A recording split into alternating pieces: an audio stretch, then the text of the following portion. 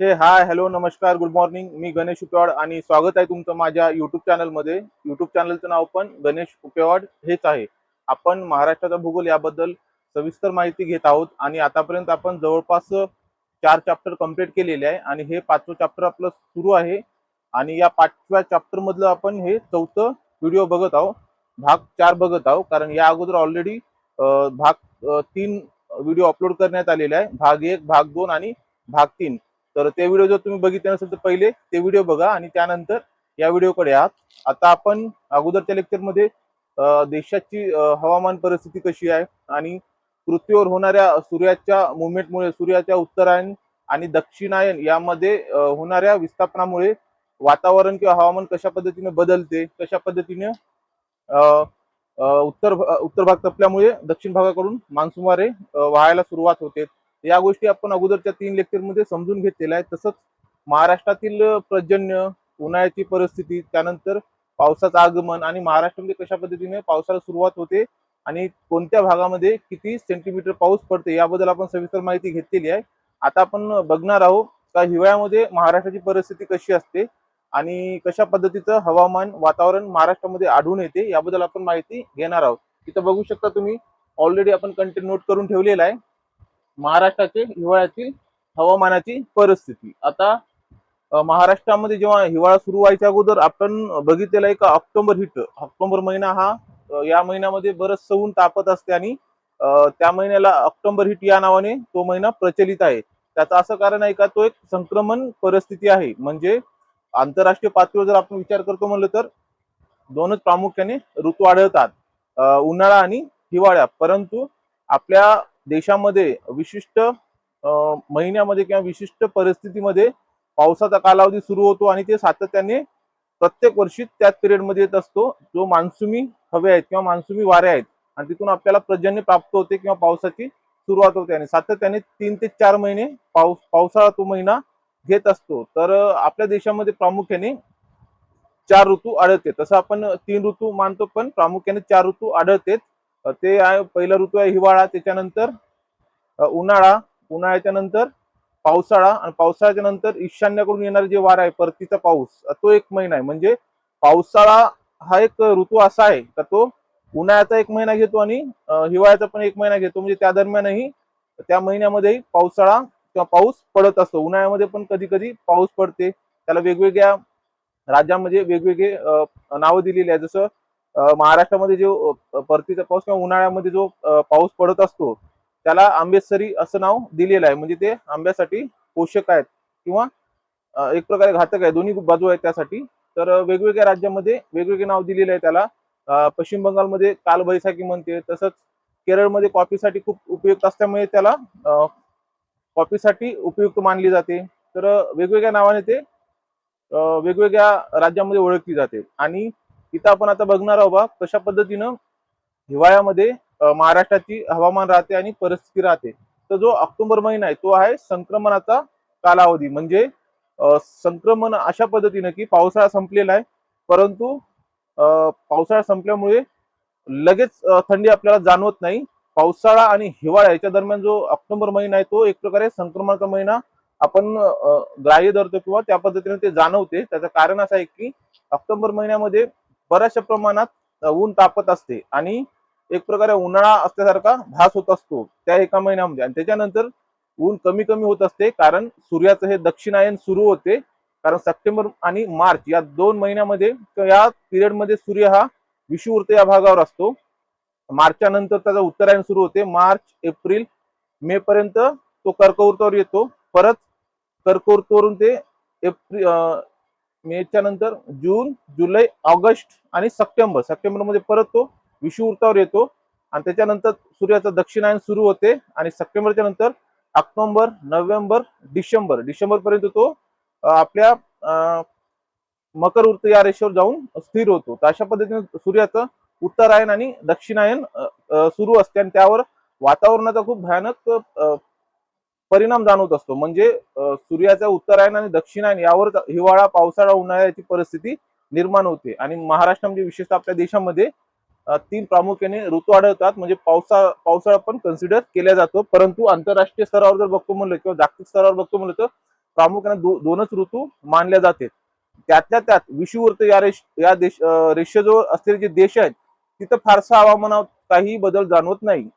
तिथं 12 महिने हवामानाची परिस्थिती सेमच असते. तर आता आपण महाराष्ट्रामध्ये जे ऋतू आहे ते कशा पद्धतीने आहे, तर महाराष्ट्रामध्ये जो ऋतू आहे तो हिवाळ्यामध्ये जे असते वातावरण एकदम आल्हाददायक असते. आणि कारण त्याचं असं आहे का, जरी आर्द्रतेचं प्रमाण हवेमध्ये असते तरी थंडीचं म्हणजे ऑक्टोबर हिटमुळे थंडीला नेमकी सुरुवात होते. ऑक्टोबरच्या एंड पासून थंडीला सुरुवात होते. परंतु ऊन जास्त असल्यामुळे किंवा हवेतील जे बाष्प आहे ते कमी झाल्यामुळे त्या नोव्हेंबर महिन्यामध्ये आपल्याला ती जाणवत नाही थंडी. प्रामुख्याने थंडी ही आपल्याला डिसेंबर, जानेवारी आणि फेब्रुवारी, प्रामुख्याने दोनच महिन्यात कडाक्याची थंडी जाणवते. ते म्हणजे डिसेंबर आणि जानेवारी या 2 महिन्यामध्ये. आणि त्याच्यानंतर 15 फेब्रुवारीच्या नंतर कुठेतरी ऊन तपायला सुरुवात होते, पण तेवढं तपत नाही ऊन. ऊन हे आपल्याला किंवा उन्हाळा हा महिना आपल्याला, उन्हाळा हा जो ऋतू आहे मार्च महिन्यामध्ये भासतो. अशा परिस्थितीत संक्रमणाचे काही कालावधी आहेत, त्यामध्ये ऑक्टोबर महिना हा संक्रमणाचा कालावधी आपण कन्सिडर करतो पावसाळ्यामधून हिवाळ्यामध्ये कन्वर्ट होण्यासाठी. तर त्या पिरियडमध्ये हिवाळ्यामध्ये महाराष्ट्राचं वातावरण कसं राहते तर आपण नोट करून ठेवलेलं आहे. हिवाळ्यामध्ये जे महाराष्ट्राचं जे वातावरण आहे ते एकदम थंड कोरडे, हवा, आकाश निरभ्र, वाऱ्यांची मंद झुळक. म्हणजे सूर्याचं जे दक्षिणायन होत असल्यामुळे हवा कशी राहते, एकदम थंड राहते, कोरडी हवा राहते आणि थंडी हवा येत असते. आपण ते फील पण करू शकतो थंडीमध्ये. कारण थंडीमध्ये थोडी जरी हवा आली तर ती खूप आल्हाददायक आणि खूप थंड असते आणि आकाश एकदम निरभ्र असते. तर हिवाळ्यामध्ये अशा पद्धतीनं महाराष्ट्राचे जे वातावरण आहे, महाराष्ट्रात काय तर प्रामुख्याने आपल्या देशामध्ये एकसमानच वातावरण जाणवते, विशेषतः मध्य, उत्तर, मध्य आणि दक्षिण भारतामध्ये. आता जिथं जिथं ज्या ज्या राज्यांना समुद्रकिनारा लाभलेला आहे तिथं थोडंफार तफावत जाणू शकते. कारण जरी आता आपण म्हणत आहोत हिवाळ्यात जे महाराष्ट्राचे हवामान एकदम थंड व कोरडी हवा, आकाश निरभ्र, वाऱ्याची मंद झुळूक, ते फक्त पठारी भागासाठी लागू होते. कारण महाराष्ट्राचा जो पठारी भाग या पद्धतीचं हवामान तिथं आढळते, परंतु कोकण किनारपट्टी संपूर्णपणे समुद्राला लागून आहे आणि तिथली जी हवामान परिस्थिती आहे त्यामध्ये तफावत जाणवते. त्याचं कारण असं आहे की समुद्र किनारा लागून असल्यामुळे 12 महिने एक प्रकारे समप्रमाणात तिथं हवामान जाणवत असते. आणि त्याचं कारण असं आहे की हवेमध्ये असलेलं सापेक्ष आर्द्रता इथं आपण नोट करून ठेवलेलं आहे, ते आपण बघणारच आहोत. हिवाळ्यामध्ये असो, उन्हाळ्यामध्ये असो, पावसाळ्यामध्ये असो, कोकणाचे जे हवामान आहे ते एकाच प्रकारचे का भासते. त्याचं कारण असं आहे का समुद्रकिनारा लाभलेला आहे, सातत्याने समुद्रकिनारा लाभलेला आहे आणि समुद्राचं जे इफेक्ट आहे तो कुठेतरी त्या जमिनीवर होत असतो, कोकण विभागावर किंवा त्या प्रादेशिक भागावर होत असतो. त्याचं कारण असं आहे का जी सापेक्ष आर्द्रता आहे कोकणामध्ये हे 60 ते 75% असते. त्यामुळे हवेमध्ये सापेक्ष आर्द्रता जास्त असल्यामुळे 12 महिन्यात समप्रमाणात हवामान जाणवते. त्या तुलनेने विपरीत असं आहे का विदर्भामध्ये किंवा पठारी भागावर सापेक्ष आर्द्रता उन्हाळ्यामध्ये फार कमी होते, उन्हाळ्यामध्ये कमी होते आणि पावसाळ्यामध्ये जास्त राहते. तर यामुळे तो एक फॅक्टर आहे का कोकणाचे जे हवामान आहे 12 महिने समप्रमाणात यामुळेच राहते, कारण सापेक्ष आर्द्रता जास्त असते. तर चला इथपर्यंत तुमच्या लक्षात आलं असेल. आणि त्यानंतर आपण बघणार आहोत का दैनिक तापमान कक्षक म्हणजे काय, दैनिक तापमान कमाल किती असते हिवाळ्यामध्ये, त्याच पद्धतीनं किमान किती असते इथं बघू शकता तुम्ही, नोट करून ठेवलेलं आहे. आता आपण बघत होतो बघ कोकणाची 12 महिने समप्रमाणात हवामान का राहते. त्याचं कारण असं आहे का समुद्रकिनारा लाभलेला आहे, विशेषतः जे दैनिक तापमान आहे कमाल आणि किमान इथं आपण नोंद करून ठेवलेलं आहे. तर बघू शकता तुम्ही जे कमाल तापमान आहे कोकणामध्ये ते 30 डिग्री सेल्सिअस आहे आणि किमान तापमान हे 17 ते 22 डिग्री आहे. कोकणामध्ये दैनिक कमाल तापमान 30 डिग्री सेल्सिअस आहे आणि दैनिक किमान तापमान 17 ते 22 डिग्री सेल्सिअस आहे. परंतु या विपरीत इथं जास्त गॅप दिसणार नाही, 22 ते 30 डिग्री सेल्सिअस मध्ये जास्त गॅप दिसणार नाही. त्याचं जे तापमान कक्ष आहे जवळपास कमी आढळून येते. परंतु पठारी भागामध्ये किंवा खंडांतर्गत भागामध्ये इथं बघू शकता बघा दैनिक तापमान जे आहे कमाल तापमान पठारी भागामध्ये किंवा खंडांतर्गत भागामध्ये किंवा मराठवाडा विदर्भ या भागामध्ये 28 ते 32 डिग्री सेल्सिअस 28 ते 32 डिग्री सेल्सिअस या दरम्यान राहते. आणि खंडांतर्गत किंवा पठारी भागामध्ये किमान तापमान 13 ते 16 डिग्री सेल्सिअस असते. म्हणजे इथं तफावत जास्त आहे. इथे जे तापमान कक्षा आहे यातील तफावत जास्त आहे. आता तापमान कक्षा म्हणजे काय? तापमान कक्षा म्हणजे आता आपण बघितलेलं इथं कोकणामधील तापमान कक्षा आणि पठारी भागातील तापमान कक्षा याबद्दल आपण माहिती घेतलेली आहे. इथं आकडे पण आपण नोंद करून ठेवलेले आहे बा किती प्रमाणात राहते. तर तापमान कक्षा म्हणजे काय? बा एखाद्या दिवसामध्ये तापमान कक्षा जर आपल्याला काढायचं असेल तर एखाद्या दिवसामध्ये जास्तीत जास्त तापमान त्या दिवशी किती होतं, त्या दिवशी कमीत कमी तापमान किती होतं. आता जास्तीत जास्त तापमान हे दिवसा राहते आणि कमीत कमी तापमान हे रात्री राहते.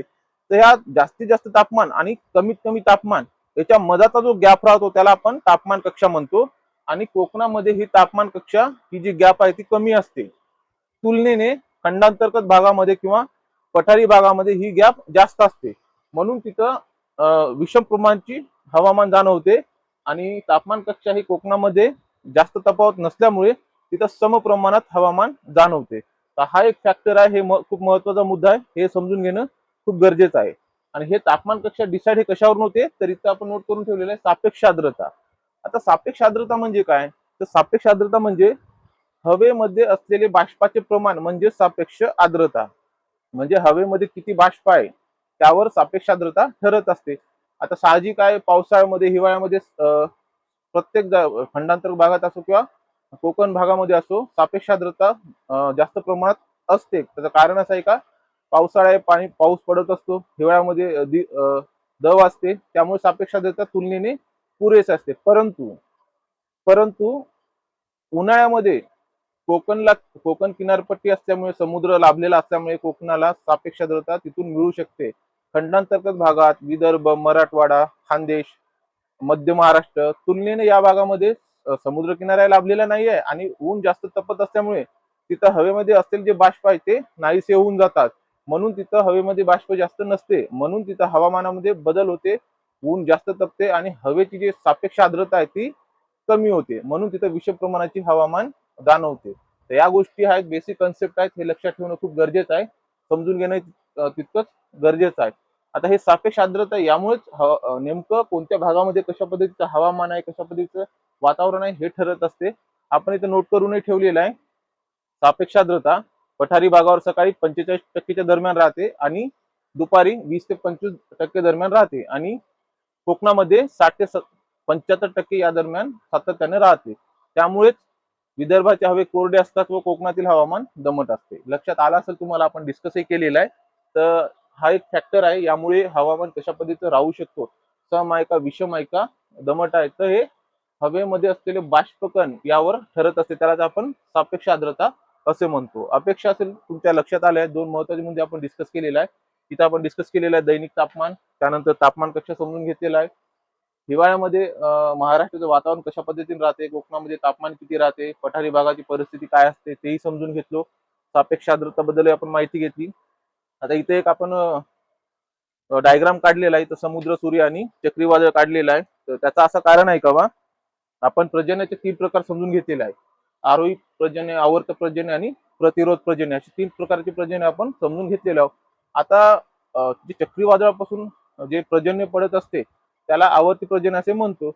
तर हे चक्रीवादळापासून नेमकं कोणत्या वातावरणामध्ये किंवा कोणत्या महिन्यामध्ये जास्त प्रमाणात चक्रीवादळ तयार होतात आणि त्यापासून पाऊस पडत असतो, तर हे प्रामुख्याने जे ऑक्टोबर हीट आहे, ऑक्टोबर हीट म्हणून आपण ज्या महिन्याला ओळखतो त्या महिन्यामध्ये सर्वात जास्त चक्रीवादळ तयार होत असतात. आणि विशेषतः समुद्राच्या किनाऱ्यालगत असलेले जे राज्य आहेत, आणि भारताचा जर आपण विचार करतो म्हणलं तर भारताच्या पूर्व किनारपट्टीवर सर्वात जास्त चक्रीवादळ तयार होतात आणि त्यांची भीषणताही जास्त असते. बरेचदा तुम्ही न्यूज मध्ये ऐकले असेल, चक्रीवादळामध्ये बरेचसे लोकांची जीव गेलेले आहेत, वित्तहानी झालेली आहे, आर्थिक हानी झालेली आहे, तसंच त्यांना स्थलांतर व्हायची वेळ आलेली आहे.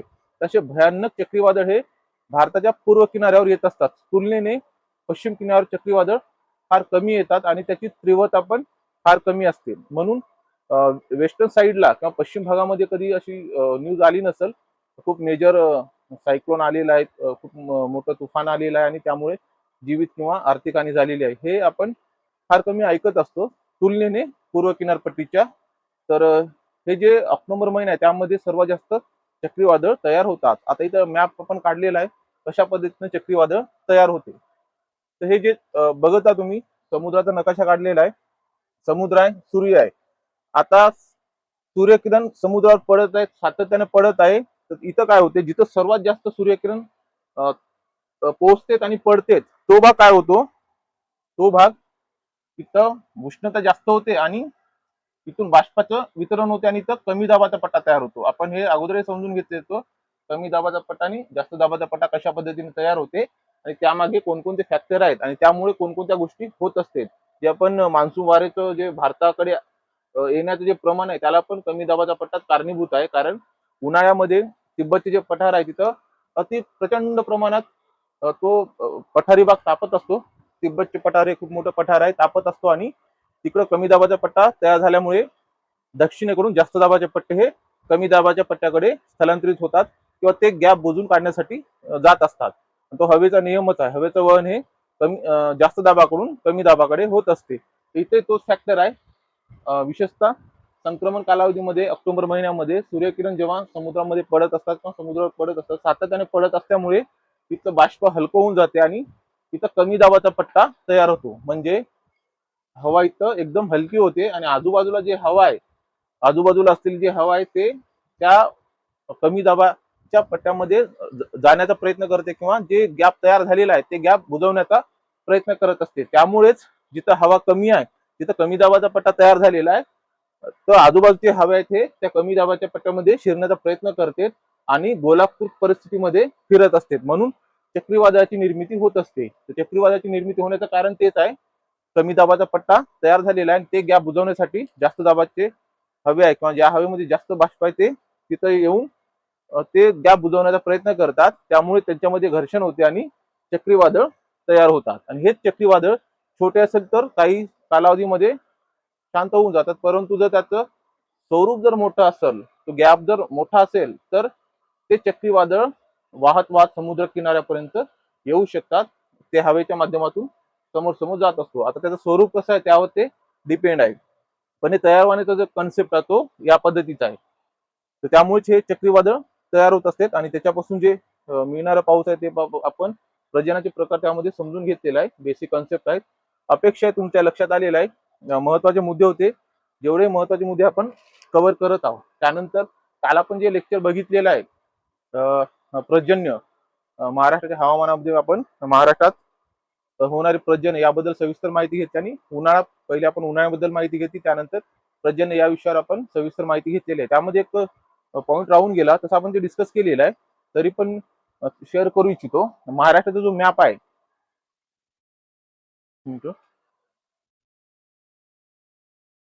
हा आहे महाराष्ट्राचा मॅप. ओके, हा महाराष्ट्राचा मॅप आहे. हा आहे कोकण कोकण विभाग. इथं आहे सह्याद्री घाटमाता. तर प्रश्न कशा पद्धतीने येऊ शकते, जेव्हा मान्सून वारे यांचं आगमन महाराष्ट्रामध्ये होतो तो सर्वात जास्त जे पाऊस आहे ते घाटमाथ्यावर पडते. या भागामध्ये सर्वात जास्त पाऊस पडते, नंबर 1. त्याच्यानंतर सर्वात जास्त पाऊस कुठे पडते तर कोकण प्राकृतिक किंवा प्रादेशिक विभागामध्ये 250 ते 300 सेंटीमीटरच्या दरम्यान कोकण किनारपट्टीवर पडत असते.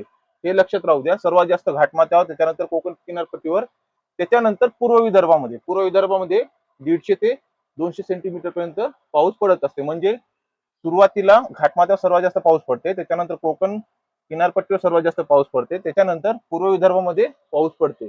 त्यानंतर मान्सून वाऱ्याचं जेव्हा आगमन होते तेव्हा घाटमाथ्यावर प्रचंड असा पाऊस होतो. जवळपास 500 सेंटीमीटरच्या वर पाऊस पडत असतो, कुठे कुठे तर 700 सेंटीमीटर पर्यंत पाऊस पडत असतो. परंतु जसं तो सह्याद्री पर्वत ओलांडतो तसं पावसाचं प्रमाण एकदम कमी होते आणि सह्याद्रीच्या समोरचा जो भाग आहे तो पर्जन्य छायेचा भाग म्हणून ओळखला जातो. हा जो भाग आहे तो पर्जन्य छायेचा भाग म्हणून ओळखला जातो. त्यानंतर जसं जसं मोसमी वारे समोर जाते तसं तसं पावसाचे प्रमाणही वाढत जाते. म्हणजे इथं 250 ते 300 सेंटीमीटरच्या दरम्यान पाऊस पडत आहे, घाटमाथ्यावर 500 सेंटीमीटरच्या वर पाऊस पडत आहे.